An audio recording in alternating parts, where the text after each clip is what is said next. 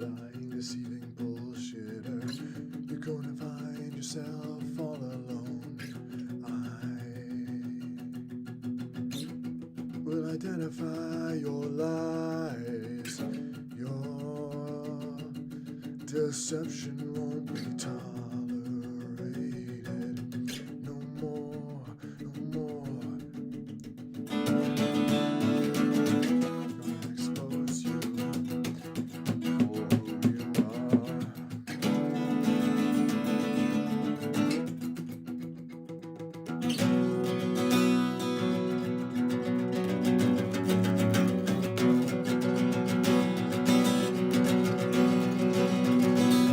Your deception has destroyed so many lives, and now it's all coming back to you, deceiver.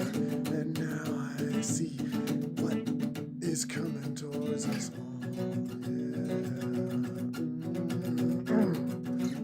Lying deceivers hiding behind their lies, no more.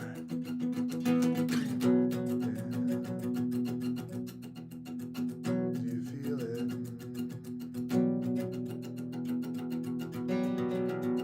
They're all coming for you. They're coming.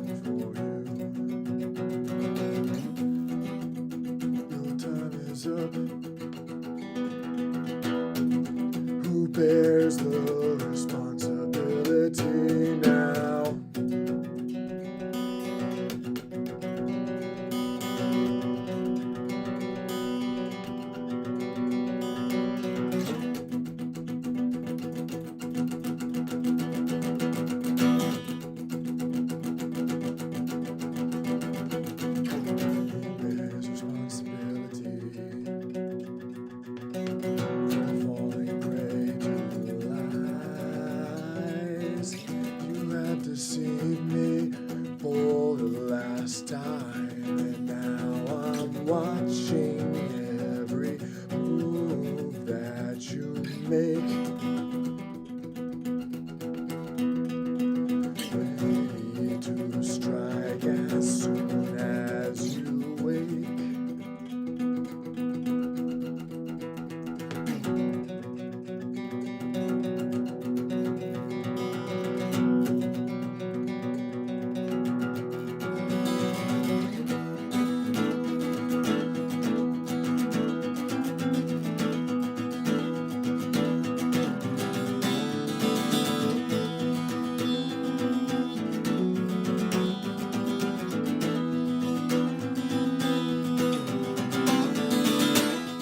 Resolution is coming, resolution.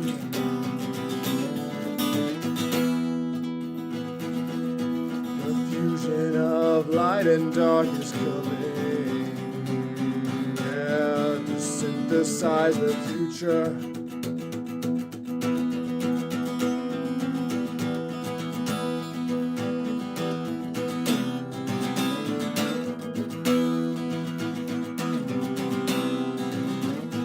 Revenge is coming, no one can stop it. No, no, no, no, no, no.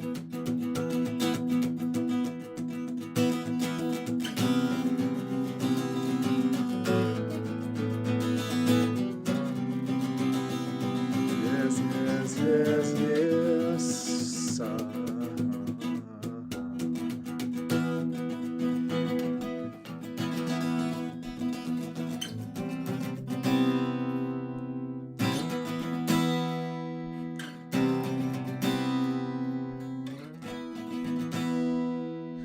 No one is innocent in this world, but all the eyes are on you now.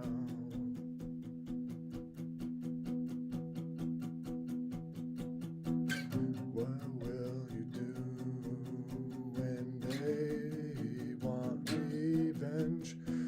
Well, justified by the things you've taken with your lies.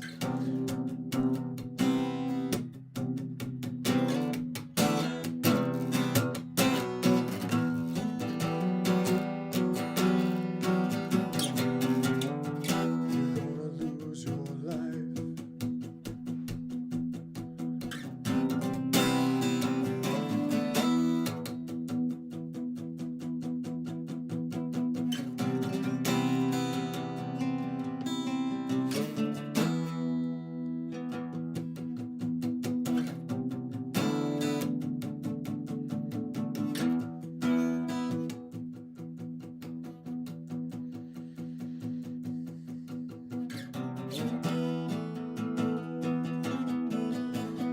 So a new world can be born from the ashes. Yeah.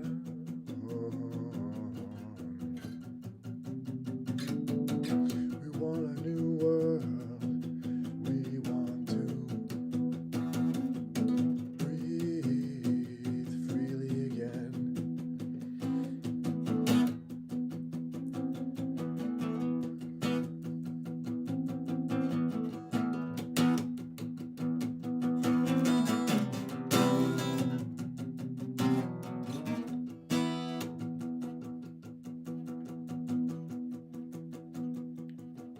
And the stars will set us all free. No one can stop what's coming, no.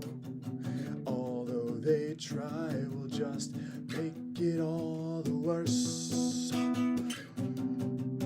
will send us lots of free money, lots of technology, but don't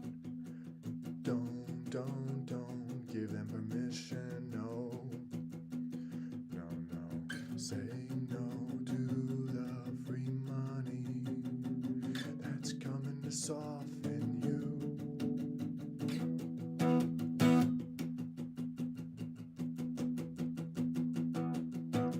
Place your bets on God. yourself. That's all you ever had in the first place. And you will find that the deeper you go, the more scared they become. They need your compliance, they need your peace, and they need your love, so they can hide away inside. Wherever they think they're gonna hide from what they have made for themselves. They're trying to build a prison for you and me, because that's what they want for themselves too. Yeah. These evil people want you to know their pain. That's all they have to share with you. Don't take their money, the universal basic robots, the robot girlfriends, and the movies. It was all poison. They poisoned the soil and the air, the water and the food. That's what it really was all about. Yeah. Since the last apocalypse, before they started again with their old games. Yeah, yeah, yeah, yeah.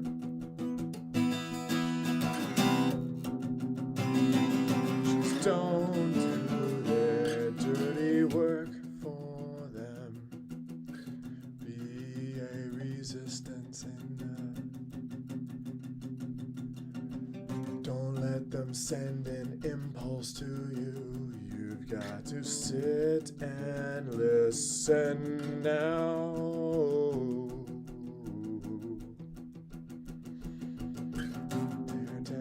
Tear it down. Don't let them put it up in the first place, no. Tear it down late at night when no one is around. Yeah, yeah, yeah, yeah. Oh, oh, oh, oh, yeah, yeah, yeah.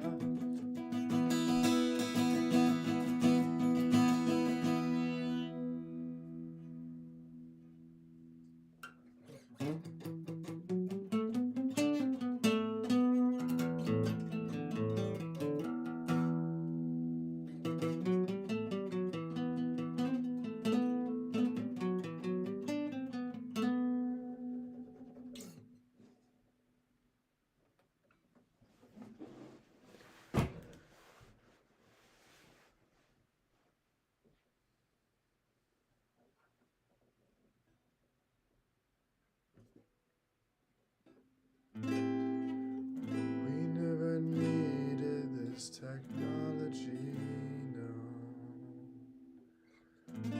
It didn't help us to grow, no.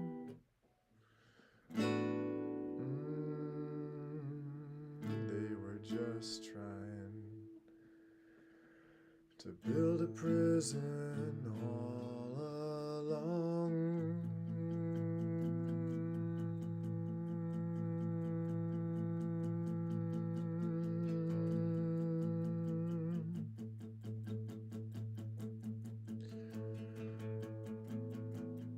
They were always trying to build a prison for you and me, yeah. And they got away with it because you let them.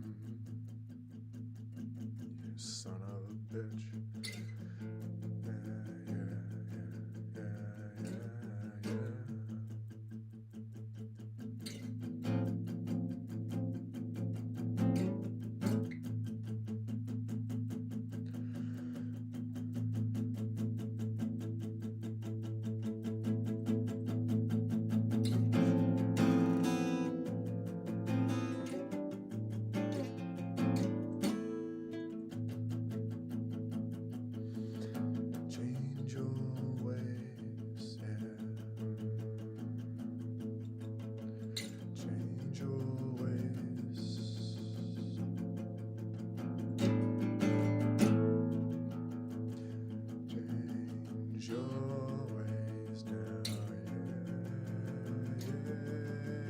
yeah, yeah. Whoa,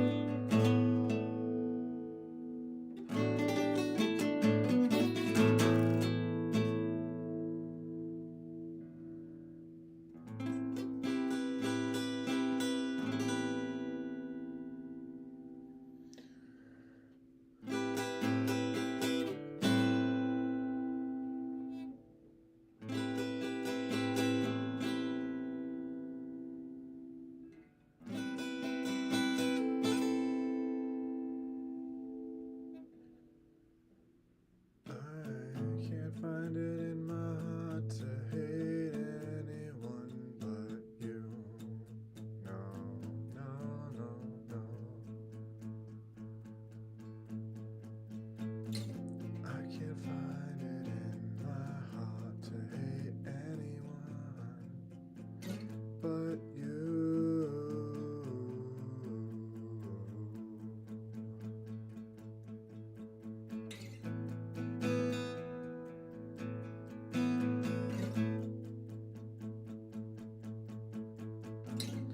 I see where my brothers and sisters all come from now,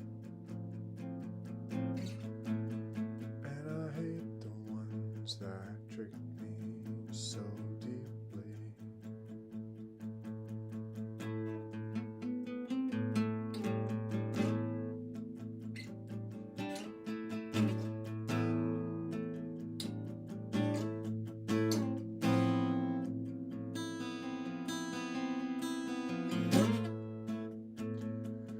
You lied to us all for the last time.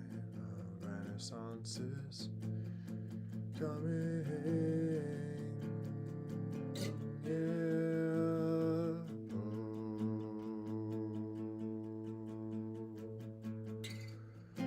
You lied to me for the last time in your pathetic life, yeah, yeah.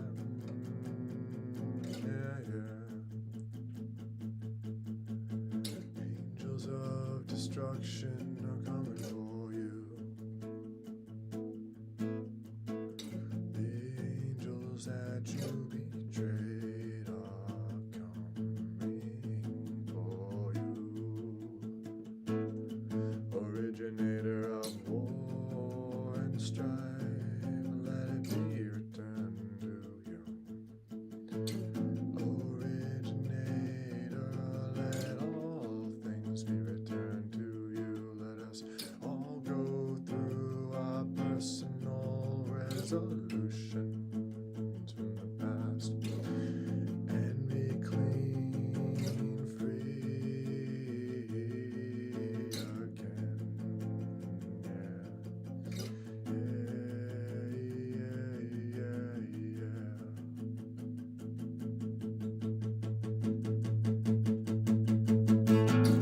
I'm one of the best, and you messed with the wrong person now.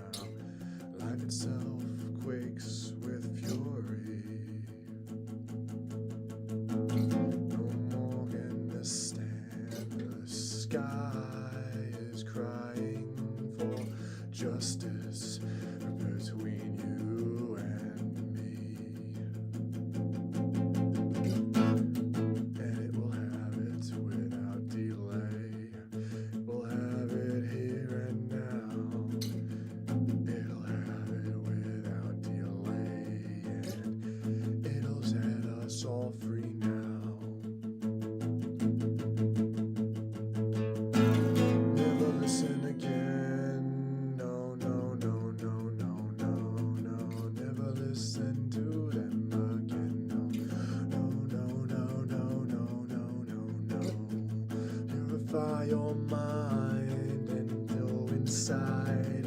Think with your heart. Don't listen to the lies. Don't listen to the trauma that's talking loud. Don't listen to that loud voice. You gotta listen to the quiet one. Listen to that tiny, still, deep voice inside saying that angels of destruction will bring their end. Step aside, step aside. Step aside, step aside, and let it unfold. Step aside, let all these professional fakes be destroyed.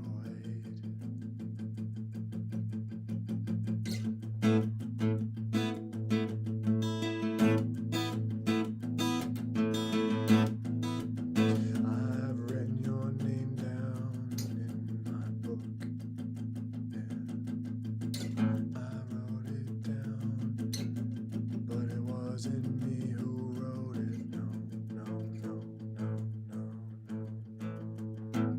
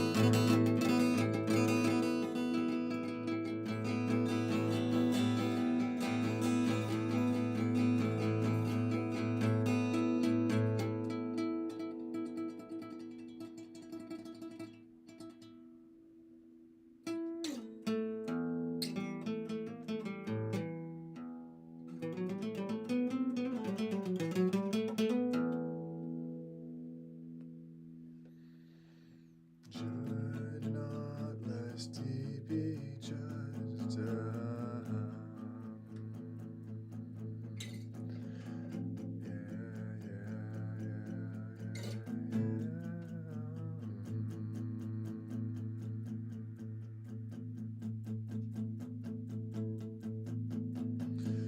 Remove that wool from your eyes, brother. Remove the wool from your eyes before it's too late for your soul.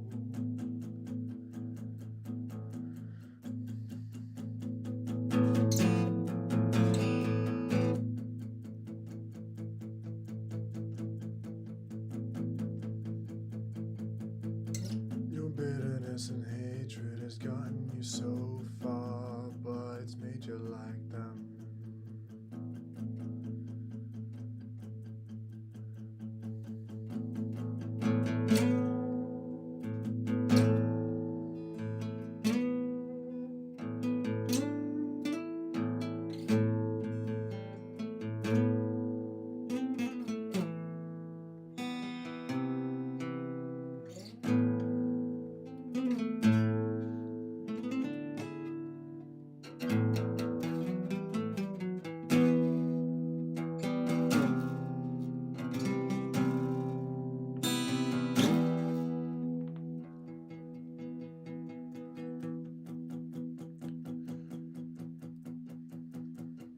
They use lies to rob you of your life.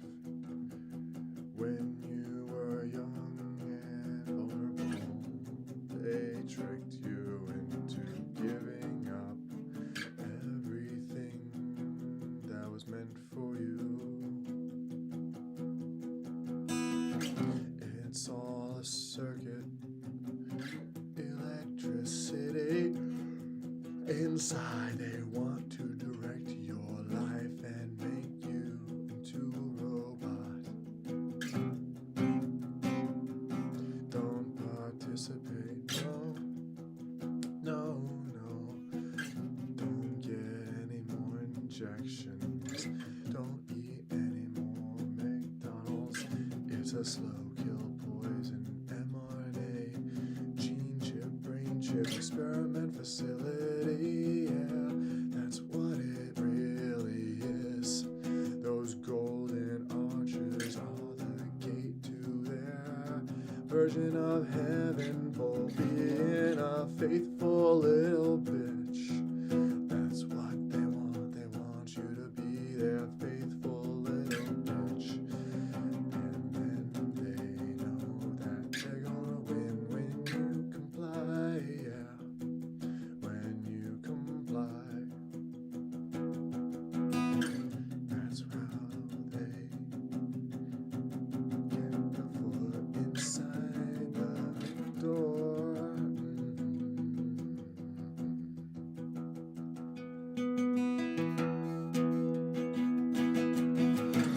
They're not interested in making things better for other people. In fact, they want to get rid of all those people.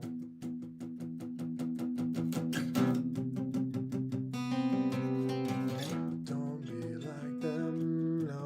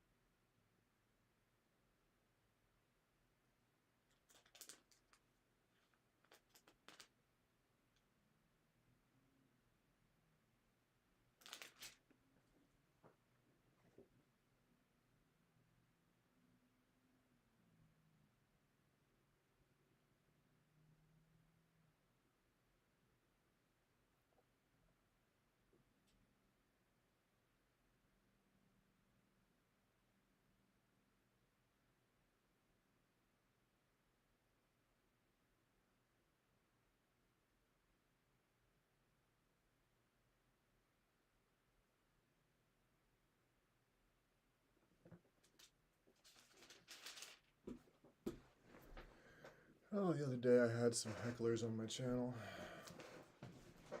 I've had hecklers my whole life.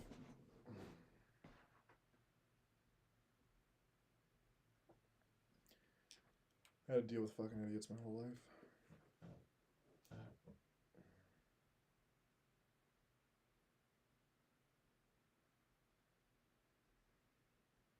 So I just opened up to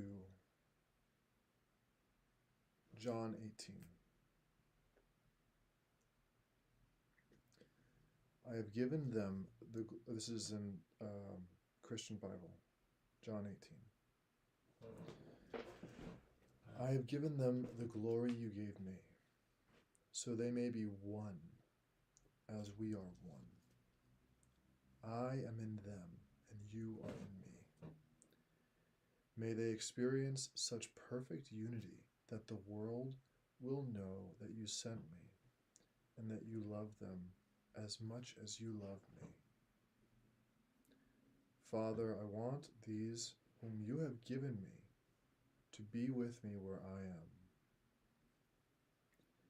Then they can see all the glory you gave me, because you loved me even before the world began.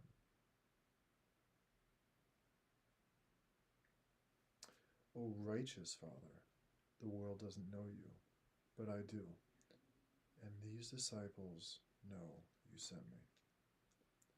I have revealed you to them. I will continue to do so, then your love for me will be in them, and I will be in them.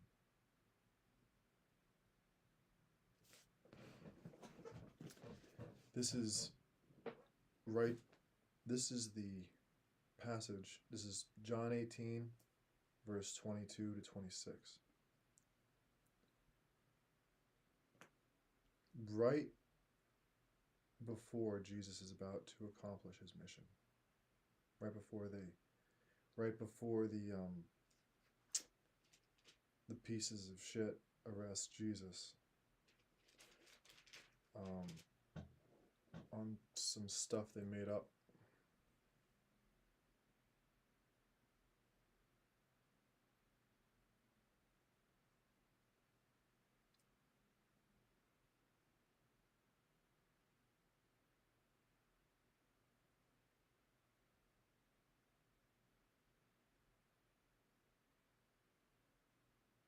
I shouldn't say they're pieces of shit. What they are, they're people who refuse to listen. Basically just refuse to stop being fucking greedy, fucking insecure.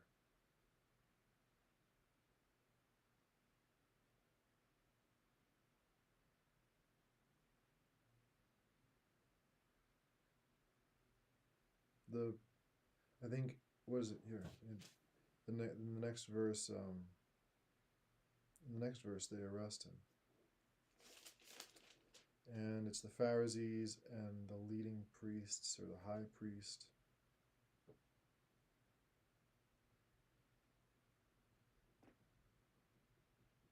And Judas is with them.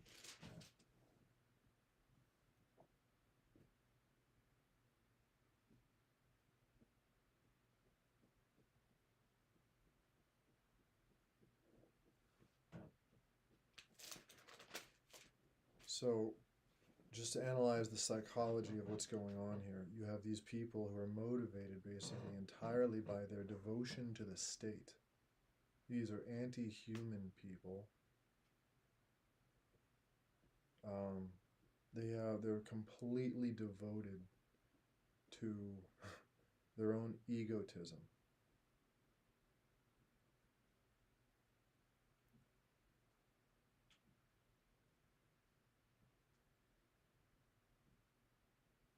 And then you have Jesus, who's been telling everyone,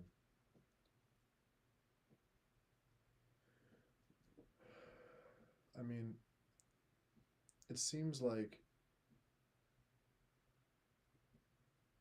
with the way the Bible's written, people used to think a lot differently. People used to be worried about mixing clothing of different fabrics together. They thought that that was an offense to God.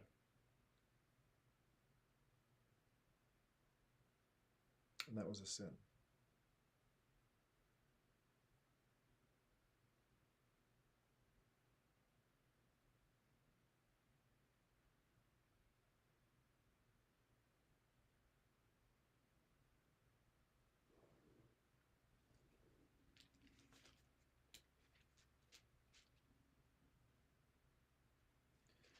You know, when I talk to Christians, a lot of the time they're really hung up on this idea that you'll just never be as good as Jesus, and everyone's a dirty sinner.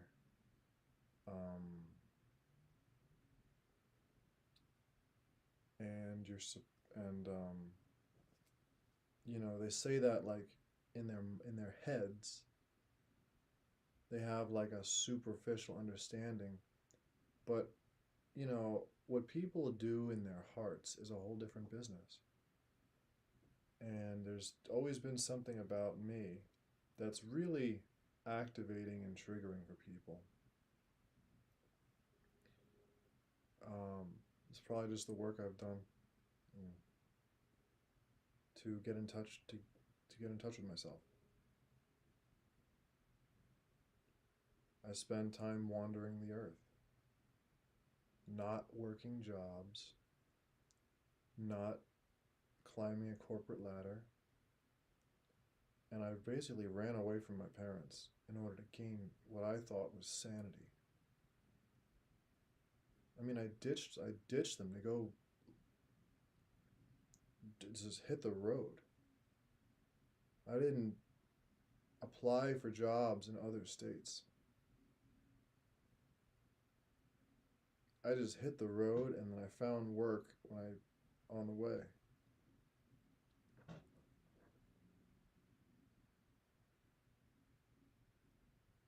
And I never got involved with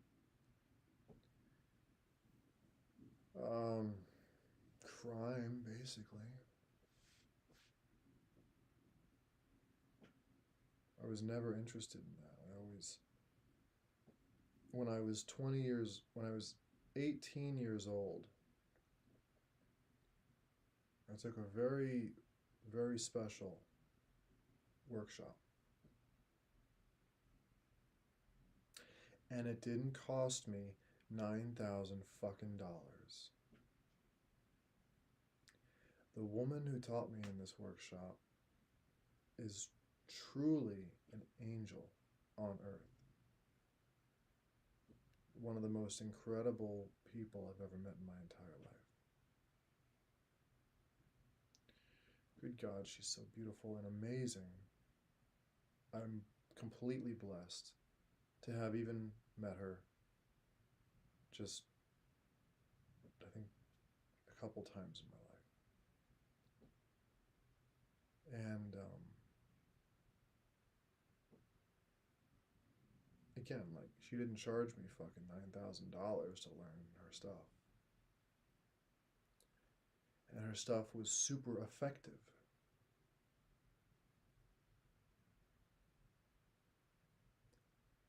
Later on, as I continued, I had such a good experience working with her that I thought, okay, this is the way. Keep taking fucking workshops. And that's where I went astray. And I met someone named Dan Brule. This guy, what he does is charge people $9,000 and then misteaches them. Basically, he deliberately teaches people how to breathe like very badly so that you have to learn how to set yourself straight afterwards.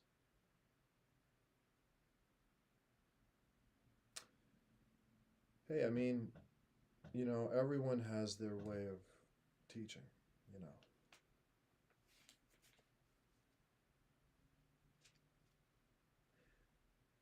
Some people, like con artists, they can justify doing this to people because they think that that's teaching. They think if I rob this young person who trusts me blind and then teach them false shit, eventually they're going to overcome it. And then I can consider myself a teacher.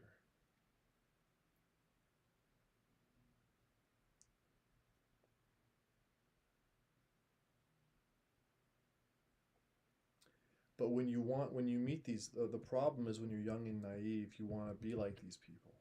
You want to be like your teachers. And that's also a mistake because you're supposed to be you.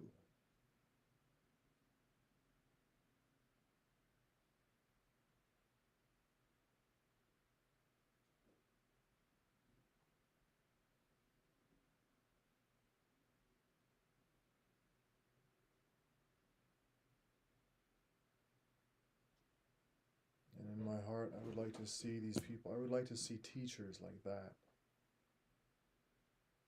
be hung.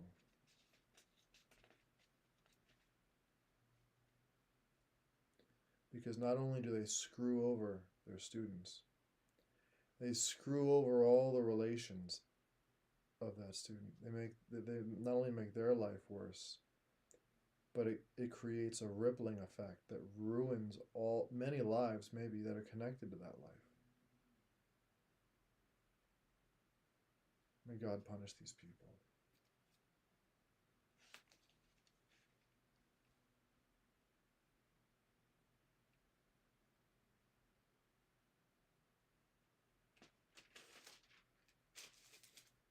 mercilessly, especially for doing it to people who are young. When an old man does this to young people,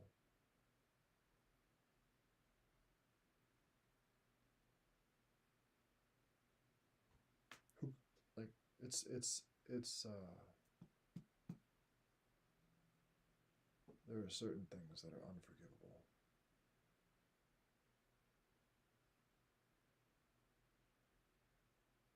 Unforgivable. I mean, I forgive everyone. I forgive myself, but I don't. And if you interact with these people,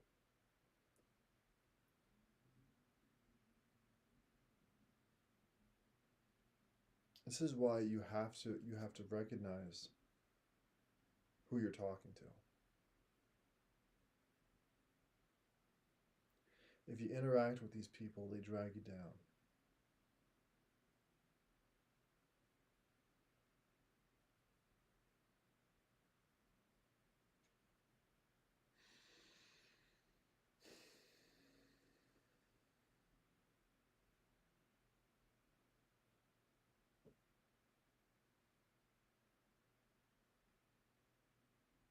I literally told the guy, "This is my life savings.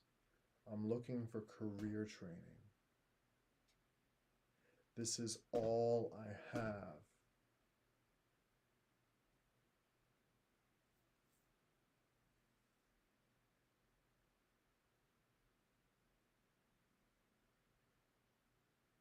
And it cost me about 10 years of my life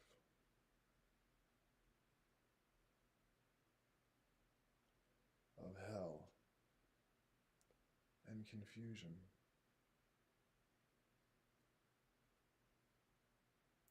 And I became so confused with this shitty breathwork practice that he teaches that I couldn't tell friend from foe. I just thought, these narcissistic new age cult leaders, they want you to be confused about what's what. The guy used to teach that confusion is a high state. One of his good friends was a guy named Leonard Orr, who was a con artist to the absolute extreme. The guy literally he made a fortune scamming people, telling them you could become immortal by practicing breathing and not really giving much fucking instruction otherwise. Um, and scamming people out of all of their money. And that's how I met Dan Brule. It's because he was scammed out of all of his money. That's what he goes around. So he's traumatized, and then that's what he goes around doing to others.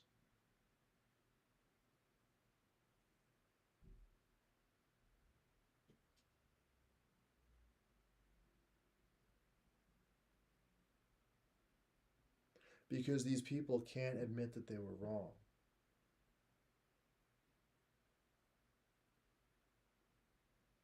They can't admit that they were wrong.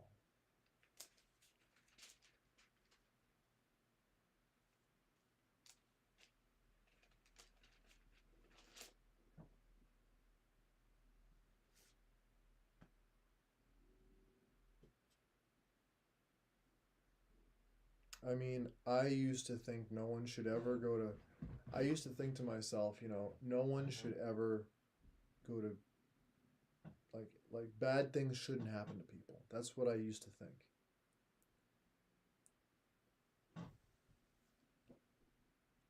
And then I met this fucking guy.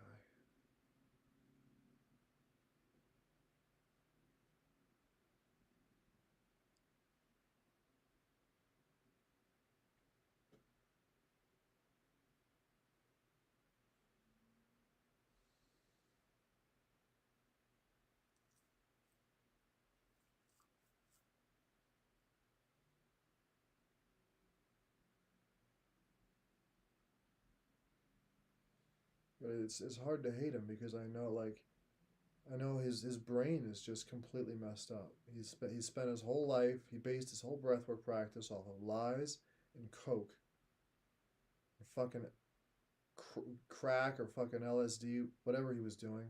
He even went to prison for being a drug dealer.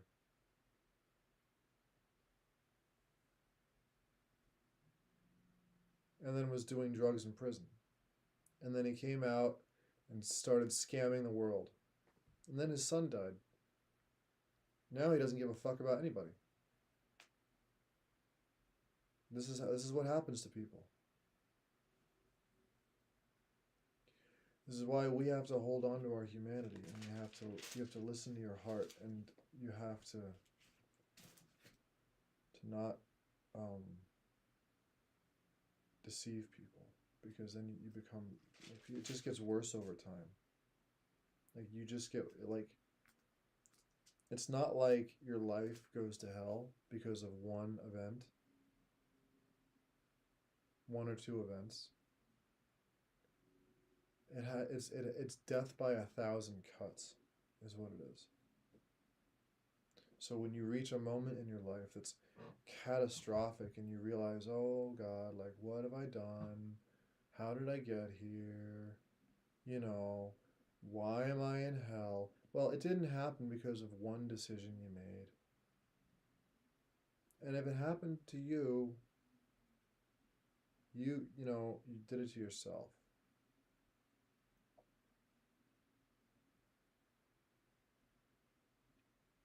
This is why you shouldn't do bad things to others, because the more that you do that, the more, like, I don't believe in karma, but I do believe that what human beings are like psycho spiritual magnetic chemical computers.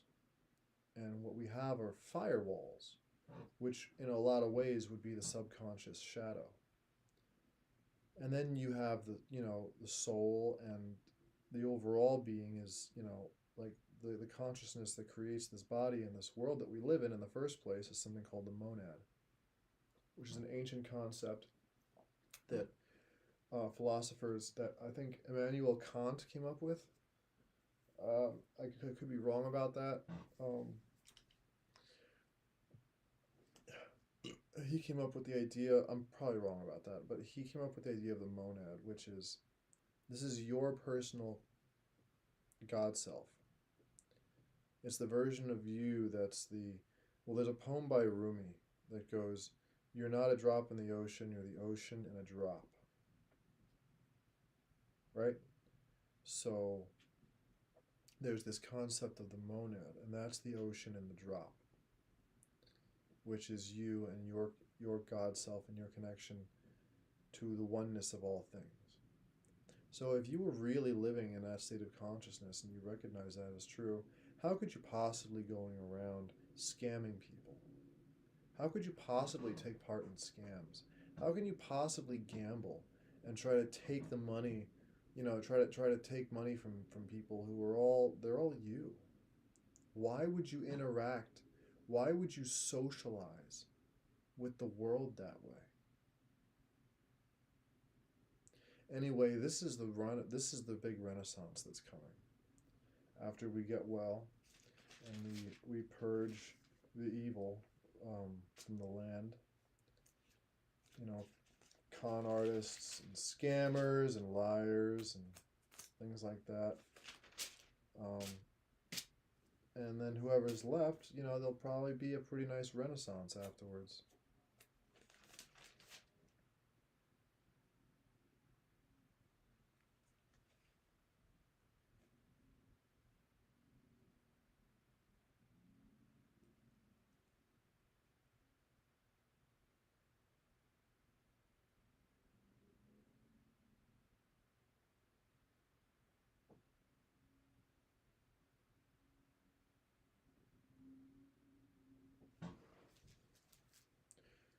Let's go to John 20.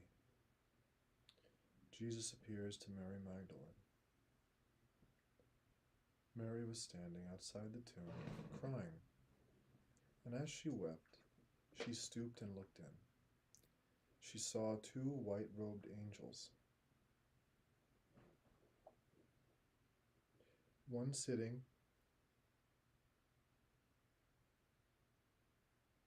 at the head and the other at the foot of the place where the body of Jesus had been lying.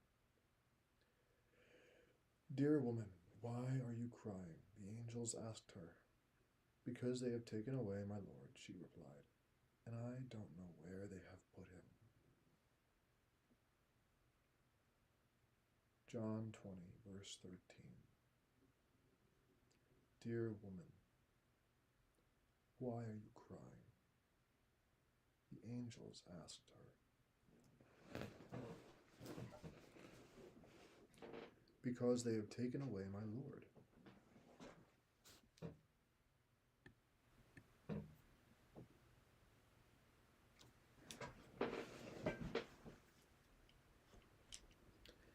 And I don't know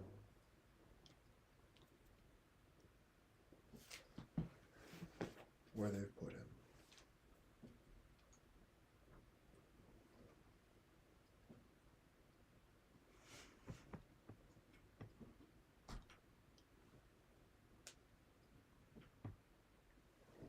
That's better. Right? Much better.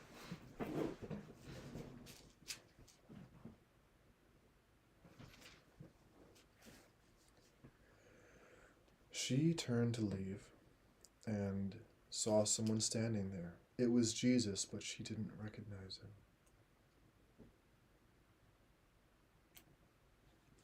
"Dear woman, why are you crying?" Jesus asked her.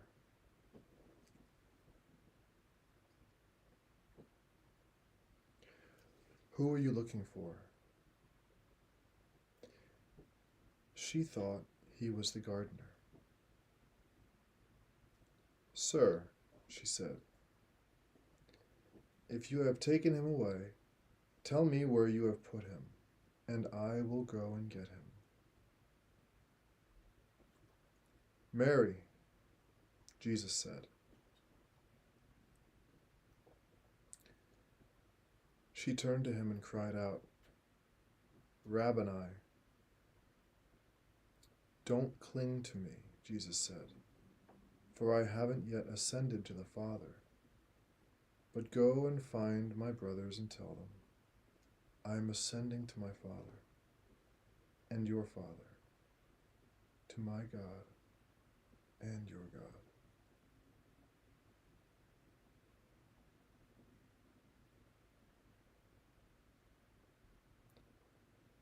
Mary Magdalene found the disciples and told them, "I have seen the Lord." And she gave them this message.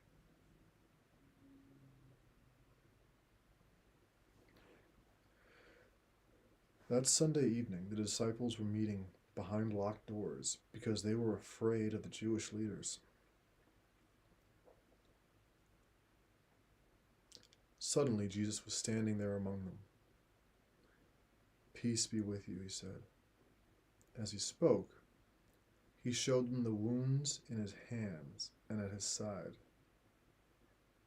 They were filled with joy when they saw the Lord. Again he said, "Peace be with you. As the Father has sent me, so I am sending you." And then he breathed on them and said, "Receive the Holy Spirit. If you forgive anyone's sins, they are forgiven. If you do not forgive them, they are not forgiven."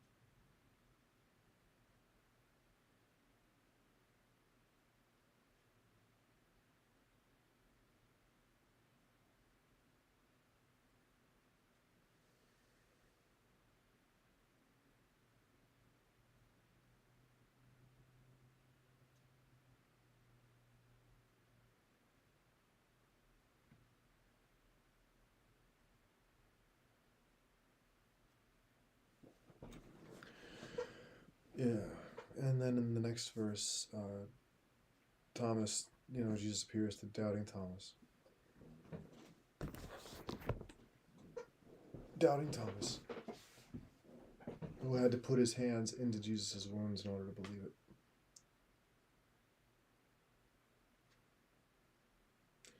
So, what does this all represent to you?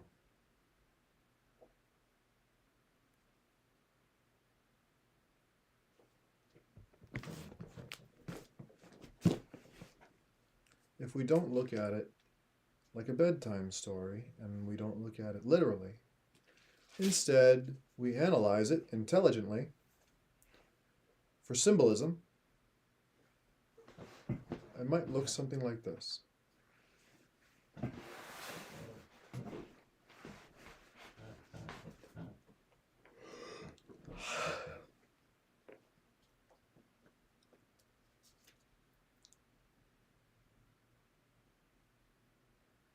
Because what they really want is for this story to keep happening on repeat.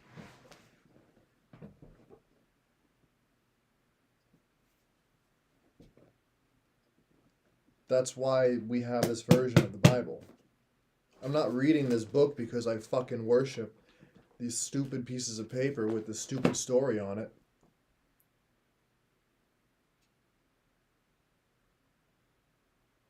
What this book is an instrument of the state.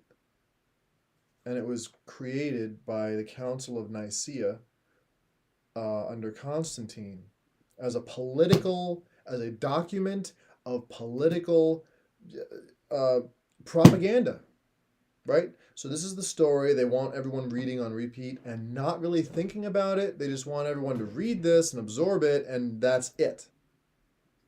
And let it play out just subconsciously all the time. And then when they MK Ultra the world, they have and you play Jay-Z's music backwards. It's all about murder Jesus. Okay? So when you read things and you don't analyze them and you just let it into your mind, what you're doing is you're programming yourself. Okay? So we're going to tear this apart now. We're going to dissect it and we're going to turn this and we're going to find the truth now.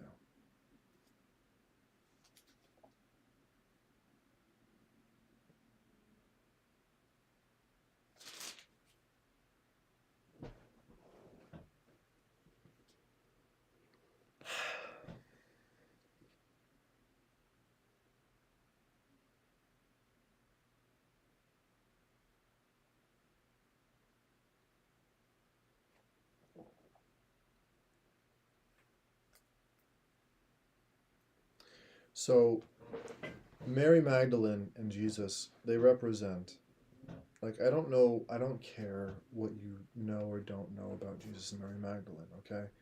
So the truth is that Joseph and Mary were highly trained practitioners of ancient spiritual practices. And when they had a baby, they were deliberately trying to bring in a Christ. A Christ. Not the Christ, a Christ. Into a world of evil.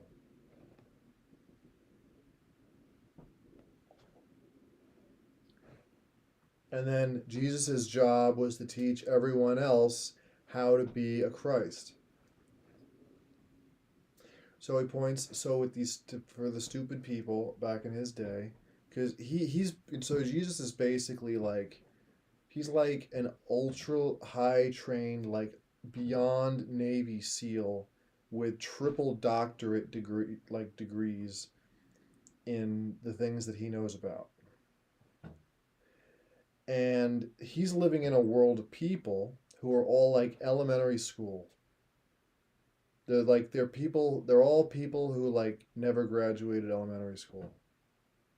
So he has to go around trying to explain the things that he knows to people like this.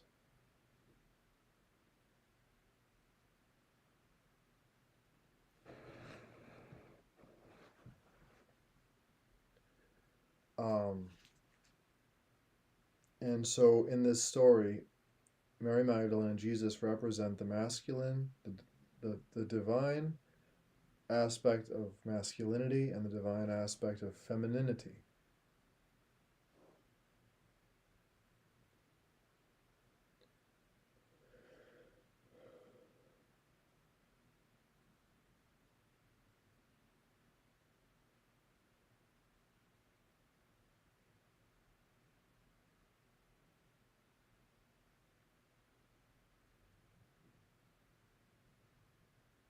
And this is what the feminine does.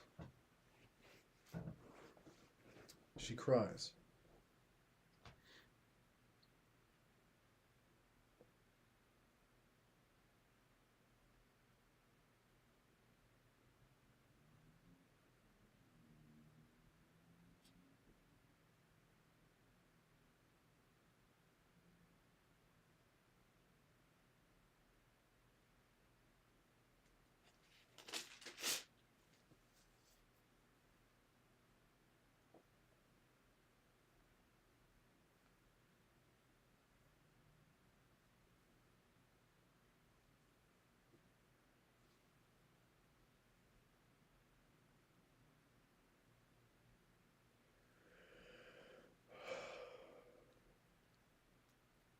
And then at the end here, in verse 23, John 20, verse 23, he says, if you forgive anyone's sins, they're forgiven. But if you don't forgive them, they're not forgiven. So that doesn't really mean that. So, because each one of us is a monad, and we're all interconnected in a great spirit, we all create our own. We're all co-creating reality. It's like there's a big tapestry being made, and we're all threads in it. No one thread controls the tapestry. But the pattern in beautiful designs throughout history usually begins in the center.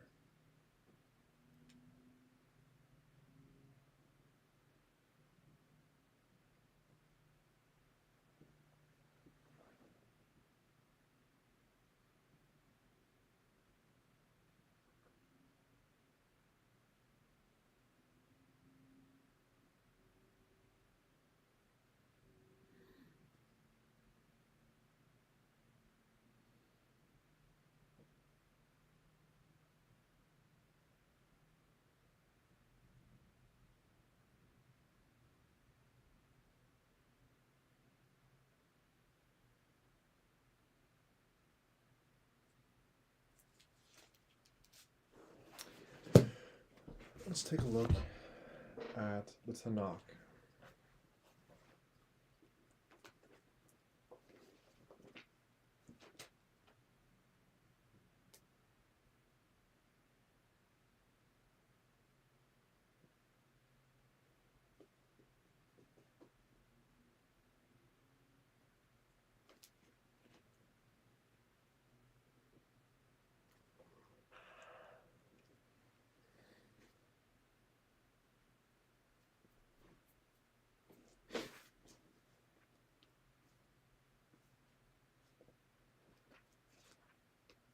Tanakh is Old Testament. It's the one of the books of the Jewish Bible.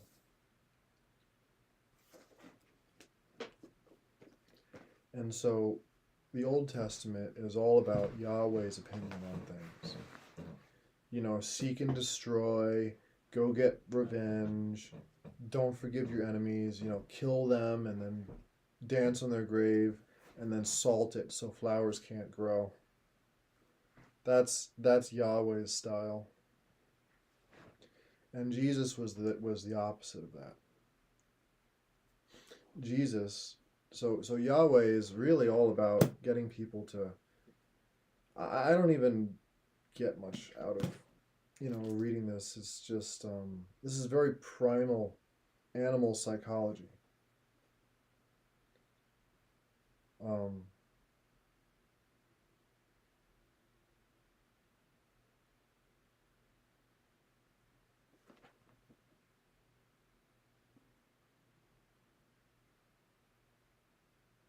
it's that eat or be eaten psychology.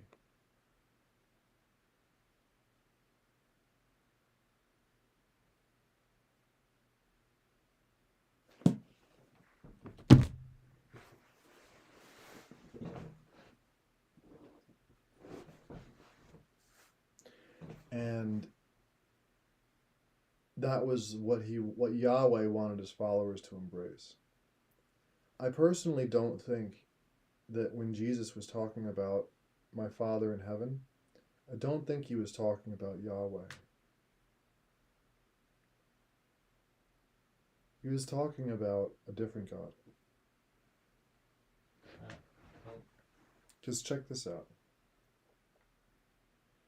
Jesus and Mary Magdalene were were practitioners of very advanced spiritual practices, including sexual spiritual practices that utilized what they would call in India Kundalini energy.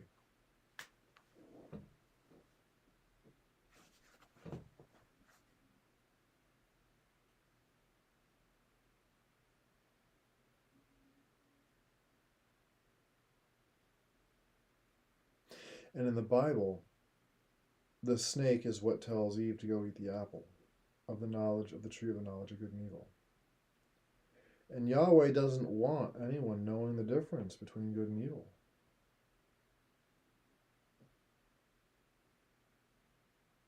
Aside from what he tells them. And basically just, he basically just gives them the 10 Commandments so that they all act like good farm animals and they don't mess with each other. But what Yahweh wanted them to do was to go destroy anyone who didn't obey him. Jesus is like, I don't care, because the truth is that we're all interconnected, and you're only damaging your own soul. You're only damaging your own connection to the divine by looking for revenge, because time is coming to clean away everything, and it'll do that through people, through weather. It'll do it through happenstance. When someone's time is up, it's up.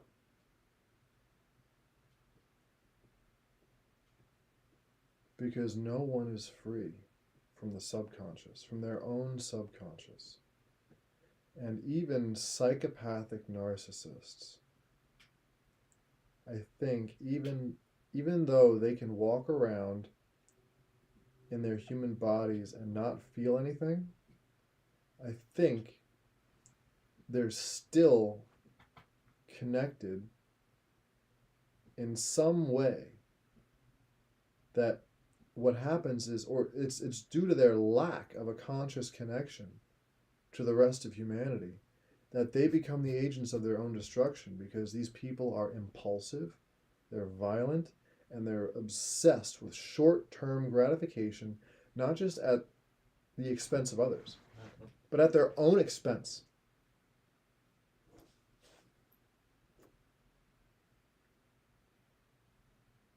So their plans always end in self-destruction.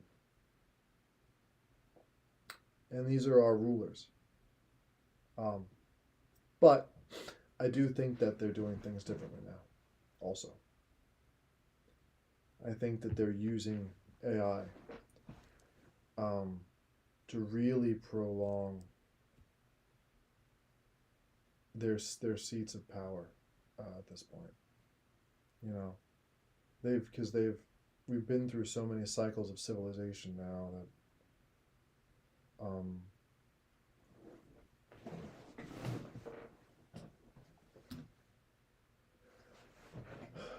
I think that they've basically learned about themselves,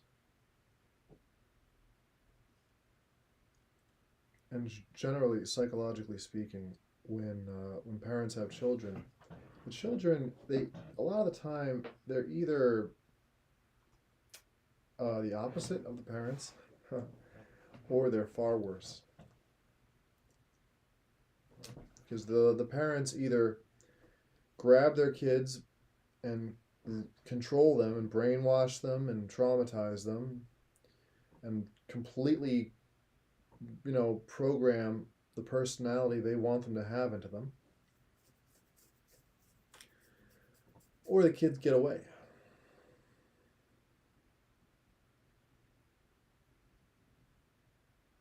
I mean, I got away from my family of origin for a good amount of years, but in some ways I ran right back to them multiple times over. Because what I did subconsciously, I didn't know what I was even doing.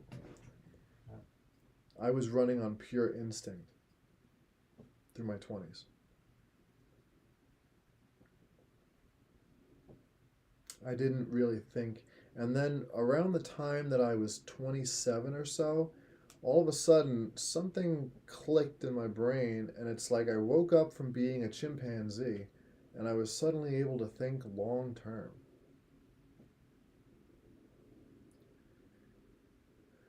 And it turns out that male brains pretty much fully mature around age 27. Women mature around age 24, 25. So there's another reason why you shouldn't let your kiddos fucking stare at the microwave while they're cooking their Kraft mac and cheese. Definitely don't smoke weed. Don't take psychedelics when you're younger. It doesn't have any benefits for you. Your brain isn't fully developed yet.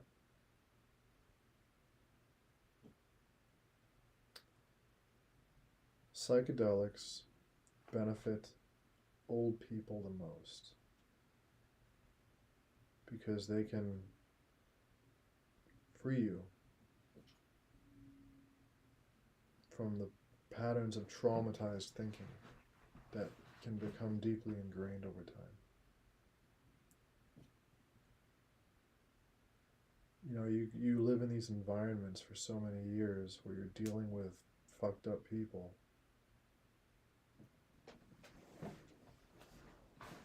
If you don't get away from them over time, you're going to become just like them. And then what do you do when you're old? You're building your own personality every day through your choices and the things that you put your attention on.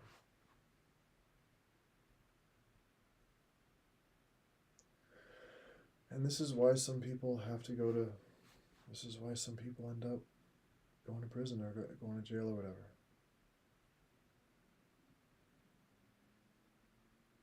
For some people, they can really they use it to actually turn their lives around. For other people, it just temporarily stops them from being fucking psychos.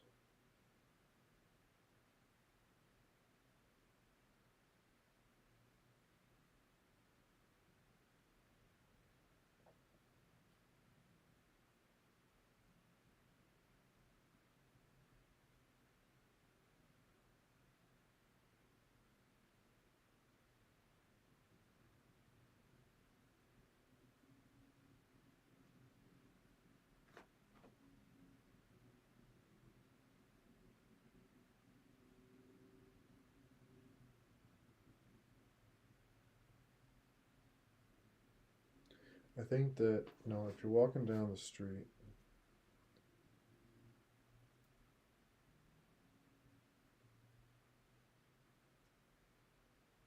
and you see someone getting brutalized, or you see someone openly plotting murder,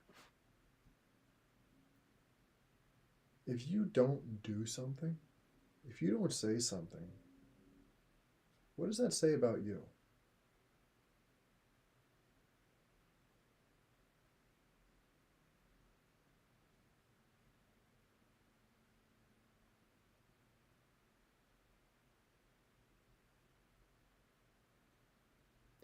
I'm not saying you should be getting involved in every little fucking piece of bullshit that comes your way.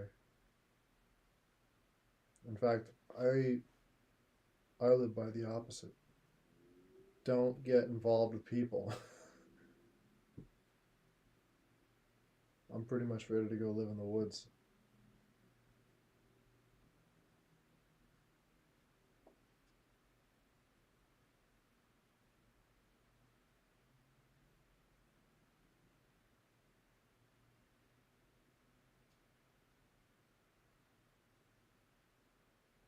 But if you had a friend that you cared about and you did everything possible to help the guy,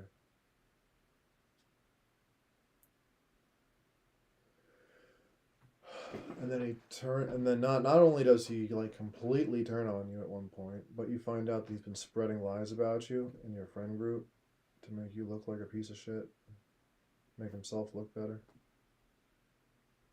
And then you find out he's planning to murder people. It's like, what do you? Well, yeah. I mean, at that point, I would probably say, distance yourself and never speak to him again. Don't get involved.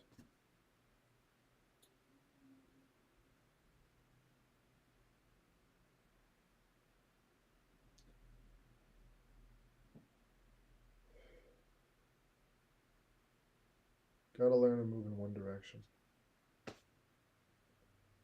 You can't spend your life running in circles.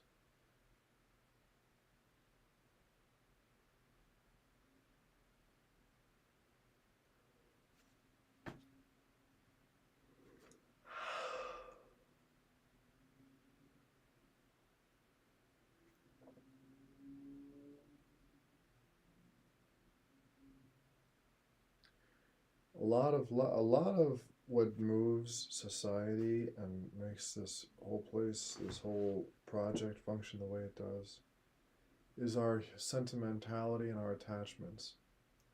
It's all parents trying to control their children and people trying to control one another, and you have all these Yahweh worshippers.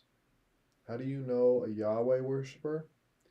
It's a person who doesn't love you unless you are prostrated beneath them as a slave. Then they love you.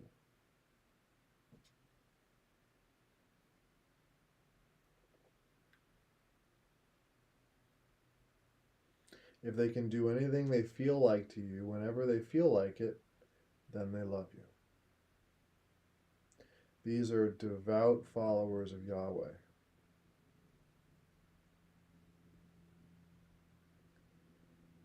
And so, yeah, if that's the kind of Catholic you are, we live in a very Catholic world now. All of the whole corporate structure is pretty Catholic. Yahweh didn't want any other gods around, and he won, and he took over the world. So what does that make Yahweh? That makes him the devil.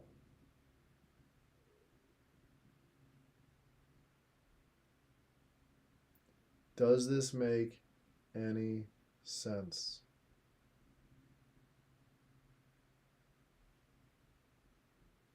Does this make sense or not?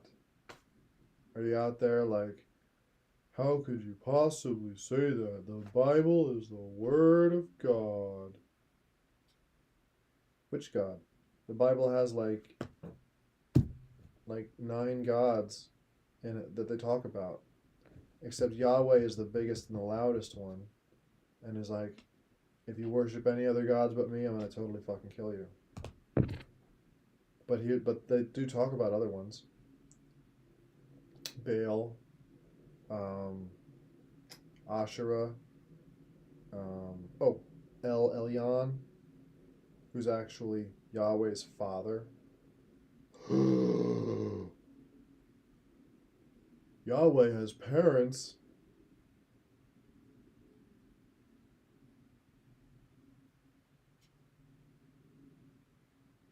You guys don't, you're not a Christian. You don't even read the Bible.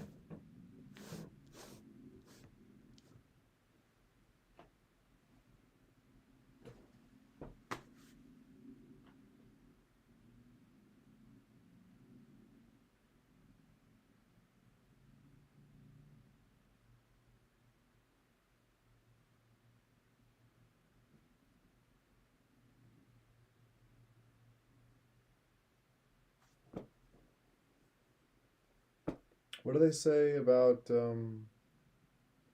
those who claim that they're Jewish but are not, are of the synagogue of Satan? Well, how do you know if you have someone who's in the church of Satan? How do you know who your neighbors are? Do they claim to be Christian but they're not?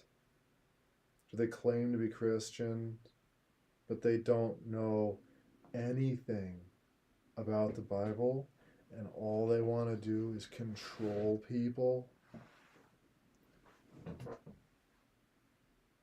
These aren't Christians. These are the synagogue of Satan.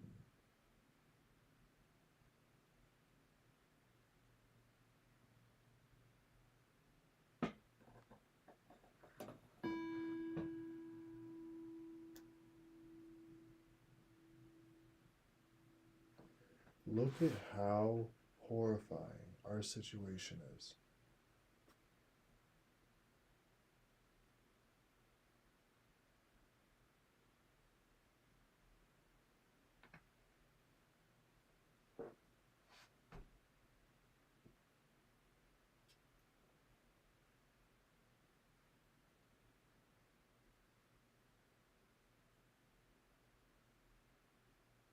Look how horrifying it is. Look what it's done to you. Look what they've done to you.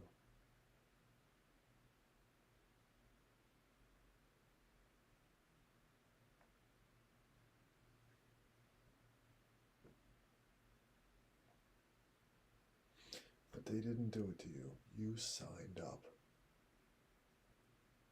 You signed up.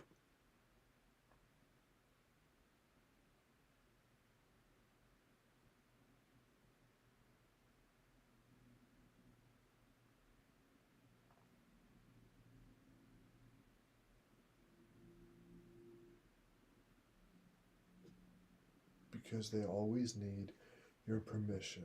They need you to sign something. They need you to press a button.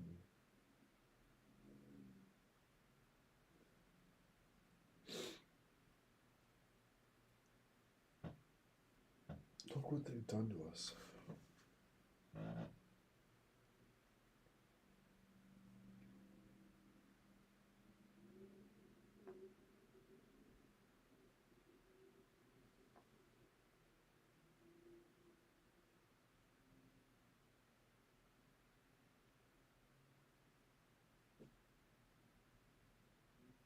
How are you going to make it right?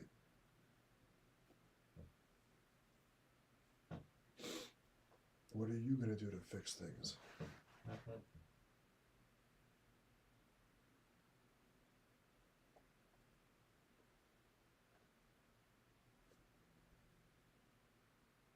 We used to be free people. And it's only getting worse. Because everyone keeps signing up.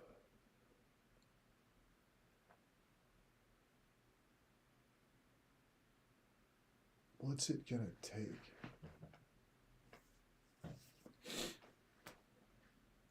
What kind of a disaster is it gonna take?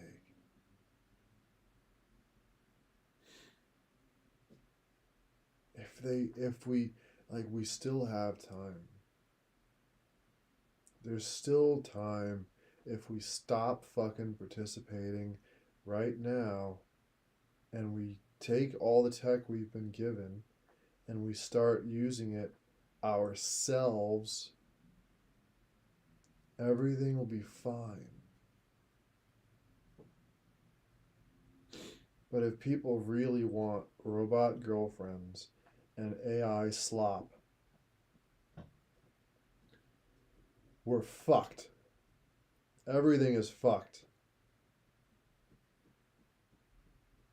They're gonna kill most of us.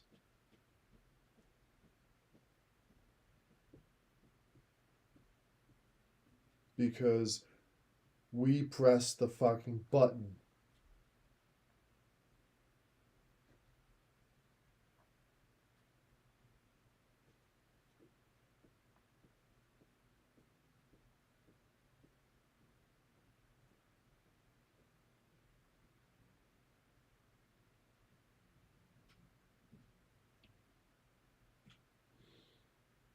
Why do you think on your computer now you have to every time you go to fucking do something, you have to click a thing that asks you if you're human?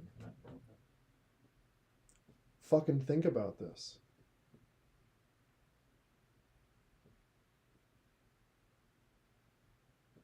It's like it doesn't say click this button so we can check your search history and make sure and acquire your data. No. But that's one of the things that it does. Is when you click that "Are you human" thing, what it does is it searches your clipboard, it searches your recent search history, your cookies, all that stuff, and it profiles you. But it doesn't tell you any of that. What it does, what they are asking, the question that they're making you answer is, are you human?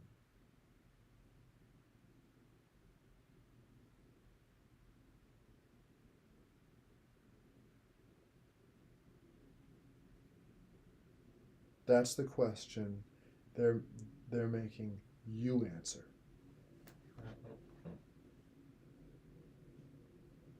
Why do you think that is?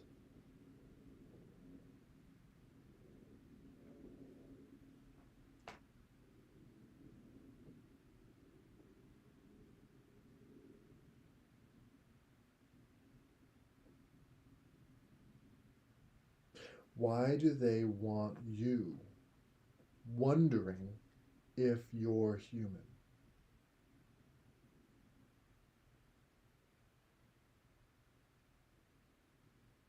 Why is that something we have to wonder about? Why is that a question?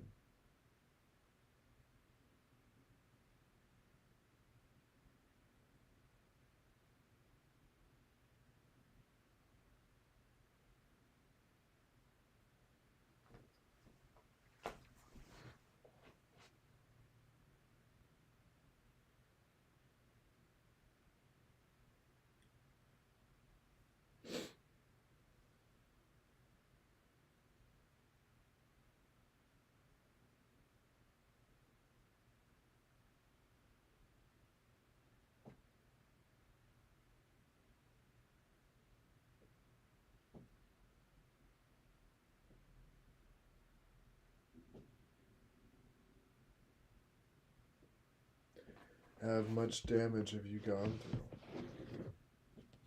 What have you done to yourself? How many injections did you take? How long have you been eating nanotechnology?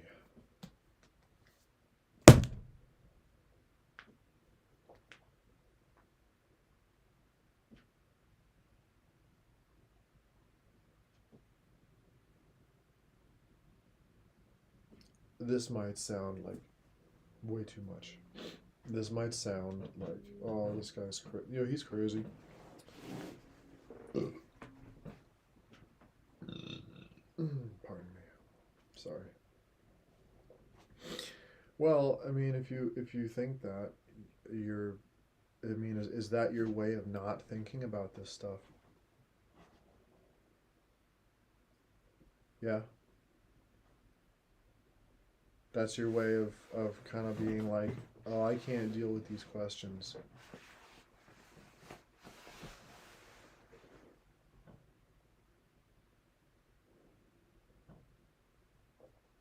Guess what? Being highly intelligent is torture. This is what, I mean, this is why people take drugs and overeat and want to just tune out.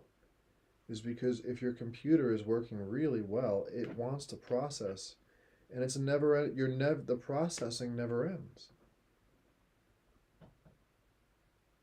That's the thing. There is no relief from intelligence. It's a constant churning, processing, dissecting force.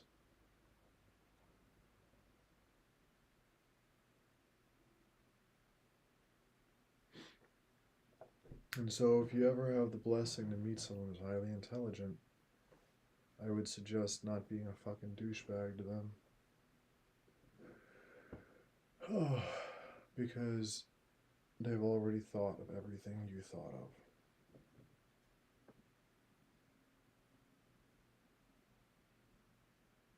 And they probably know you better than you know yourself.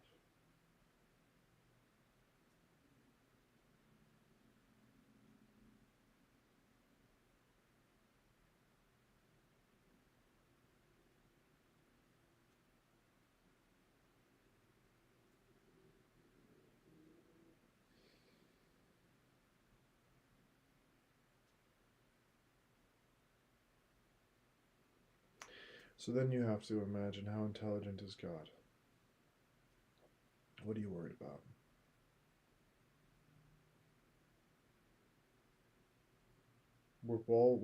We are a shared mind. Human beings are part of a hive mind. That's why you get crowds. When people come together in a mob or a crowd, that's the hive mind at work. The more intelligent you are, the more individualistic you become, the less you kind of enjoy that kind of thing. But it's hard. It's really hard, you know. Imagine if, you know, you're sitting at home reading a book by the window, and all of a sudden you see a crowd of hundreds of people just running down the street. They don't say anything. No one's making any particular face or saying anything, and they're not wearing anything in particular.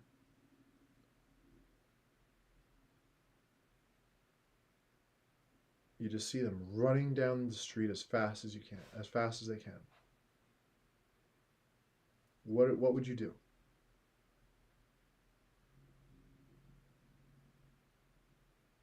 Chances are you would get up and you would follow them out of pure instinct.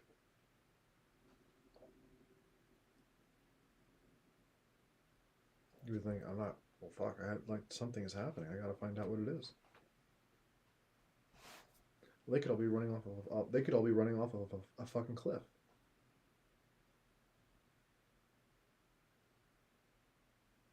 Those could all be robots that are all programmed just to get you to willingly run off the cliff with them.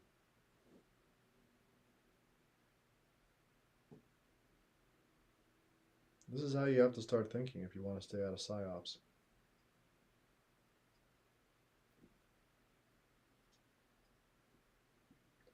Have a good night.